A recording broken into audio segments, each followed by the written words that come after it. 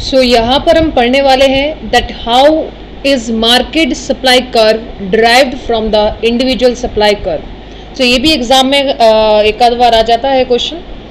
सो लिखना heading, derivation of market supply curve from the individual supply curve. Copy this heading out.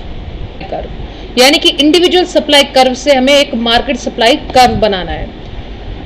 तो individual supply curve के लिए हमें क्या बनाना पड़ेगा? सबसे पहले इंडिविजुअल सप्लाई शेड्यूल, और इंडिविजुअल सप्लाई शेड्यूल से हमारे पास आएगा market supply schedule.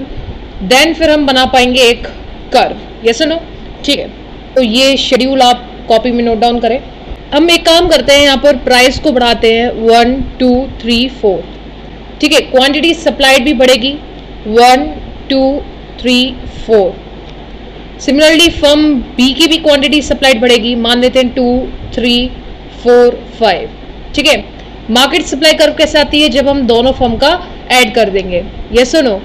1 + 2 that is 3, 2 + 3 that is 5, 3 + 4 that is 7, 4 + 5 that is 9। ठीक है, सो ये हमारा सप्लाई शेड्यूल बन गया।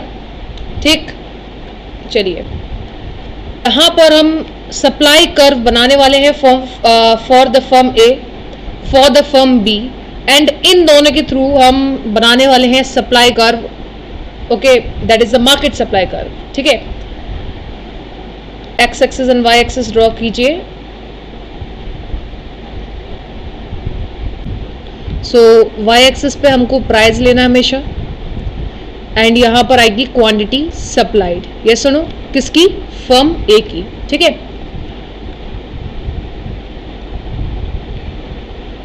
सो ये हम लोगों ने यहां पर प्राइस लिख दिया है, एंड यहां पर हम क्वांटिटी सप्लाइड लिखते हैं। क्वांटिटी सप्लाइड बाय फर्म ए 1 2 3 4 है। सो इसे कॉपी डाउन करते हैं ऑन द एक्स एक्सिस,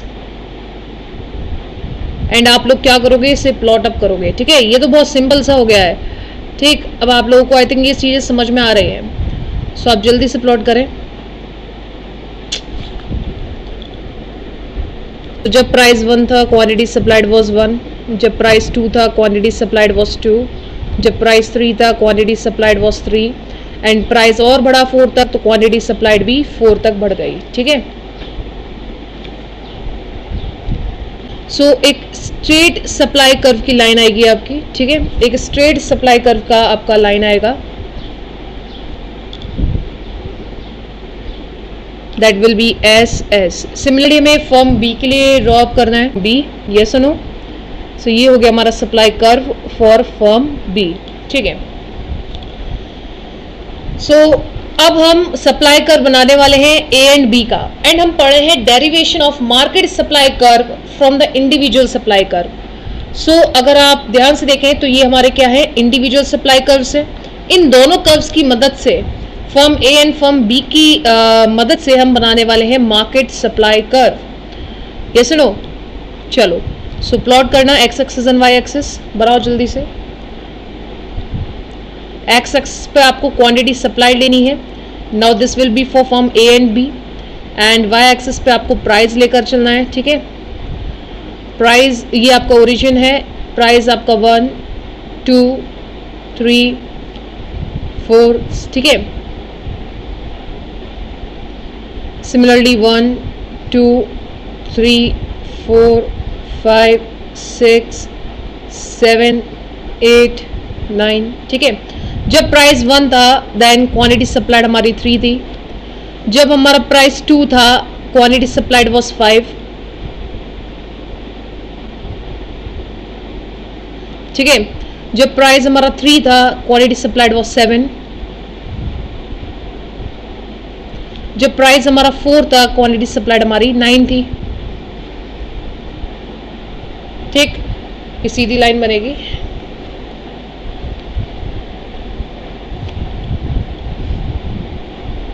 इस तरीके से हमारा एक स्ट्रेट लाइन आएगा, और ये हमारा सप्लाई कर्व बन जाएगा for the market supply curve. ठीक है, मार्केट सप्लाई कर्व बन जाएगा। चलो, ये तो बहुत इजी था कि इंडिविजुअल सप्लाई कर्व से आप मार्केट सप्लाई कर्व कैसे बनाएं। देखो मैं आपको एक पॉइंट मैंने क्या लिखा है, derivation of market supply curve from the individual supply curve. आपको मार्केट सप्लाई कर्व ड्राइव करना है इंडिविजुअल सप्लाई कर्व से, तो डायरेक्टली आप ये चीज कर सकते हो। जरूरी नहीं है कि आप एग्जाम में शेड्यूल बनाकर आए, जरूरी नहीं है, क्योंकि यहां पर क्या बोला है कि आपको मार्केट सप्लाई कर्व बनाना है फ्रॉम इंडिविजुअल सप्लाई कर्व। तो आप क्या करोगे, शेड्यूल नहीं बनाओगे, डायरेक्टली आप ये बना सकते हैं, ठीक है, supply curve for the firm A, for the firm B, and directly आप market supply curve A and B के लिए बना सकते हैं, ठीक है। बट अगर आप डायरेक्टली कर्व के through market supply curve drive कर रहे हैं, यानी कि इंडिविजुअल सप्लाई कर्व के through market supply curve drive कर रहे हैं, तो आपको एक स्टेटमेंट लिखनी पड़ेगी। सो वो स्टेटमेंट आप लिखिए, market supply curve is the horizontal summation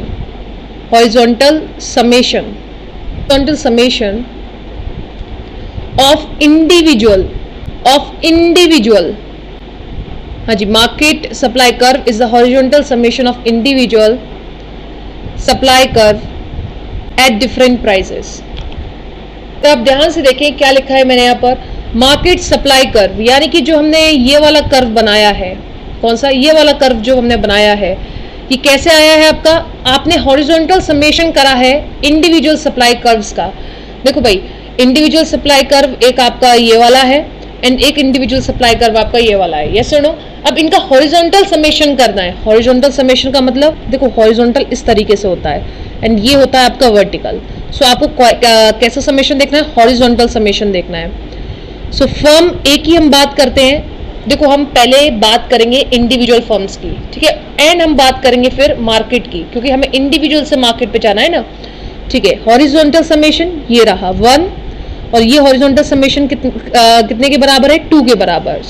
so 1 and 2 क्या हो गया आपका 3।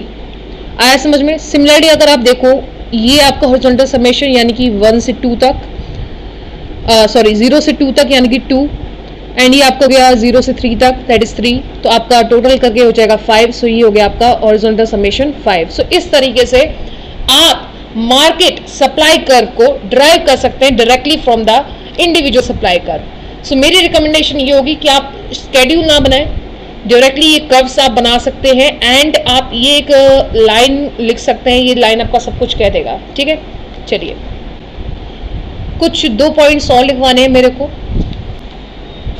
हाँ जी, कुछ 2 पॉइंट्स और लिखवाने हैं।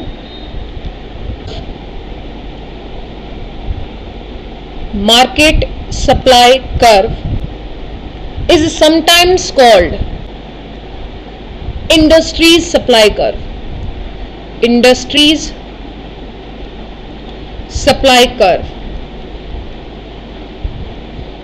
यानी कि आप मार्केट सप्लाई कर्व को इंडस्ट्री सप्लाई कर्व भी बोल सकते हो। आपको पता ही है मार्केट का मतलब दूसरा वर्ड क्या है, इंडस्ट्री, ये सुनो। देखो बच्चों, मैं आपको एक चीज और बता दूं, हमारे पास काफी बार 2 वर्ड्स यूज होते हैं, ये पहले मिस हो गया था पॉइंट, इसे समझ लीजिए। इंडस्ट्री और एक जगह आपका होता है फर्म, ठीक है। जब भी आपको फर्म वर्ड मिलेगा और जब भी वर्ड इंडस्ट्री मिलेगा, देखो फर्म का मतलब है सिंगल प्रोड्यूसर से रिलेटेड। अगर हम एक सिंगल प्रोड्यूसर की बात कर रहे हैं तो हम वहां पर फर्म वर्ड यूज करते हैं, लेकिन अगर हम पूरी मार्केट की बात कर रहे होते हैं तब हम इंडस्ट्री वर्ड यूज करते हैं, ठीक है। फर्म वर्ड तब यूज करा जाता है जब हम एक सिंगल प्रोड्यूसर, एक सिंगल सेलर की बात करते हैं, मार्केट यानी कि इंडस्ट्रीज, ठीक है। चलिए, अगर आपको इसे कॉपी करना है कर लेना। चलो नेक्स्ट पॉइंट लिखना, the price below which the sellers are not willing to sell, price below which the sellers are not willing to sell their goods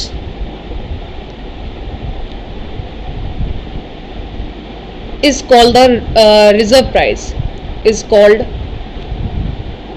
the reserve price. हाँ जी, क्या लिखा है यहाँ पर मैंने, the price below which the sellers are not willing to sell their goods is called the reserve price. मान के चलो मैं एक सेलर हूं, ठीक है, मेरे को गुड्स मार्केट में बेचने हैं, लेकिन मैंने एक प्राइस फिक्स कर लिया एक पर्टिकुलर यूनिट ऑफ गुड्स का। मान के चलिए एक पर्टिकुलर यूनिट ऑफ गुड का प्राइस मैंने फिक्स कर लिया है 50। इसके नीचे तो मैं बेचना ही नहीं चाहती।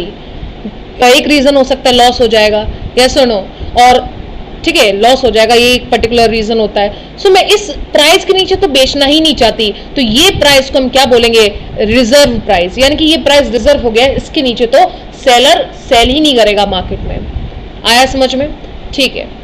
सो हमने derivation of market supply curve from individual supply curve पढ़ लिया है। एंड आप एक बात ध्यान रखिएगा कि रिजर्व प्राइस क्या होता है।